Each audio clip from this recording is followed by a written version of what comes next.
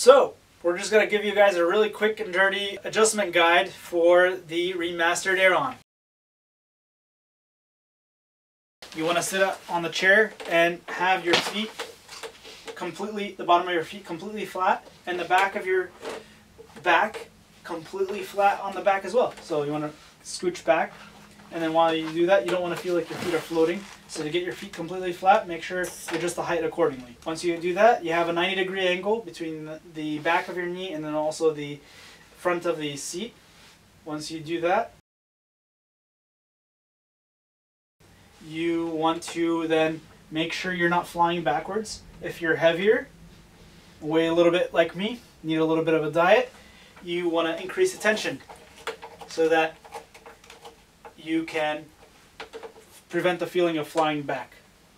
And you can actually bounce back in this leaning posture. If the back feels like it's super tight when you're leaning back against it and it's not moving, that you're probably a lighter weight, then you want to decrease the tension and go backwards. And that way it won't feel like it's completely locked. That's a big and very common issue that we see with people that are below 5'8" and below 150 to 160 pounds. They feel like the chair is not being unlocked. When it in fact is unlocked, it's just the tension is too high relative to their weight. That being said, next thing is your tilt lock mechanism on your remastered will be an inner dial. There's going to be an inner and outer dial. For the tilt lock, you use only the inner dial. And clicking all the way forward, that's at 90 degrees. So now when I lean back, it will not lean the 90-degree angle. The next lock backwards is 110 degrees. And then finally, the last click, which allows the chair to completely recline. And then is heavily only dependent on the tension control feature I just showed you how to use. Now, if I want to lean forward when I type, or you're an engineer and you want to draw, or whatever reason you like to lean forward when you work, then you're going to want to turn the height up all the way and engage the forward tilt.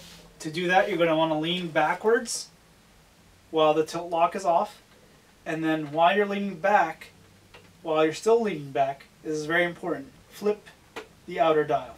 Then, and only then after you flip the outer dial, lean forward. You'll notice that the whole chair is now tipped and angled forward, and that the chair back is now leaning forward with me, and the seat pan has crossed the horizontal plane angled downwards. This also is great for people that have a pinching in the back of their hamstrings that's preventing circulation and their nerves being pinched. That allows the angling downwards. Disengage it, you lean back and flip the lever back. Now we're back at the normal position. Heights of the arms are adjusted through the flip levers in the back, and each arm can be changed independently. And you simply lock them at the height that you want. After that, you can pivot the arms inwards and outwards. There's no lock, you just leave them at the angle that you want. If you are close to a desk or further away from a desk, you may or may not want to use the vertical sliding features. Lastly, if I want to adjust the lumbar height,